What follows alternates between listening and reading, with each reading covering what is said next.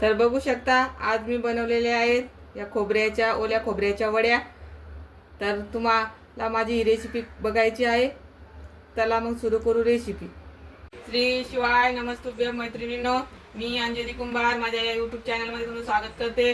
तर मी आज बनवणार आहे ओल्या नारळाची वडी। तर त्यासाठी मी साहित्य सांगते। मी इथं घेतलेलं आहे ओलं नारळ किसून एक वाटीवर, एक अर्धी वाटी साखर, एक काजू बदामचं थोडंसं कूट करून घेतलंय मी, आणि हे विलायचीची पूड। तर आता आपण याच्यामध्ये तर आता मी रेसिपी सुरू करते। तर मी इथं गॅसवर आता कढई ठेवलेली आहे, त्याच्यामध्ये एक चम्मचभर तूप घालून खोबरं छान भाजून घेते।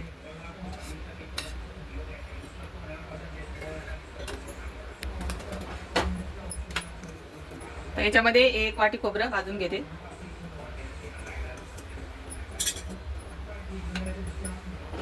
तूप घातल्याने खोबरं कढईला चिटकत नाही आणि टेस्ट पण छान येते तुपामुळे या वड्याची। तर बघू शकता मी कमी गॅस करून एक 4-5 मिनिटं या नारळाला छान परतून घेतलेला आहे। थोडा थोडा सोनेरी रंग आता याला येत आहे। आता आपण याच्यामध्ये साखर घालणार आहोत। साखर तुम्ही तुमच्या आवडीनुसार कमी जास्त करू शकता।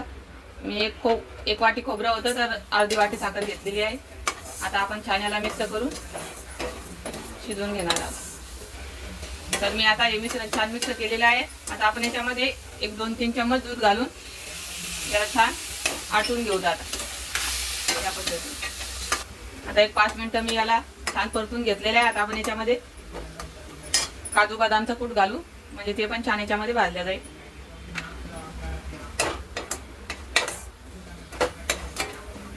आता हे पाणी आटेपर्यंत याला छान घट्ट गोळा होईपर्यंत भाजून घ्यायचं। तर बघू शकता याच्यामधलं पूर्ण पाणी आता आटून गेलेलं आहे, छान घट्ट गोळा होत आहे। आता आपण याच्यामध्ये वेलची पूड घालून घेऊ।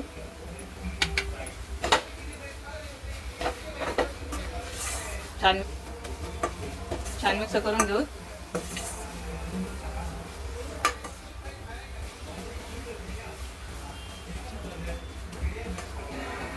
तर बघू शकता छान झालेला आहे आता हे घट्ट। आता आपण याला एका प्लेटमध्ये ओतून घेऊ।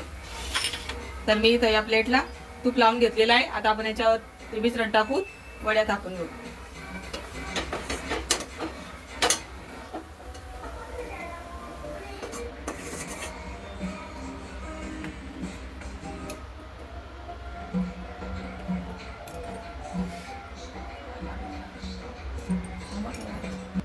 तर या पद्धतीने मी आता हे थापून घेते। तर मी या पद्धतीने थाटीमध्ये याला सेट करून घेतलेला आहे। आता आपण याला थोडंसं थंड होऊ देऊ आणि मग याच्या वड्या पाडून देऊ। तर मी याला 1-2-3 मिनिटं थापून ठेवलंय, एकदम गार नाही उद्याचे, नाहीतर गार झाल्यावर वड्या पाडताच येणार नाही। तर मी याच्या आता वड्या पाडून घेते। आपल्याला हव्या त्या पद्धतीने आपण वड्या पाडू शकतो। तर बघू शकता मी या पद्धतीने कट करून घेतलेल्या आहे सगळ्या। आता हे चांगलं थंड होऊ देऊ आपण। तर वड्या पाडून 2-3 तास झाले होते। आता आपलं हे मिश्रण छान कडक झालेलं आहे। आता आपण याच्या वड्या कशा झाल्या चेक करूया।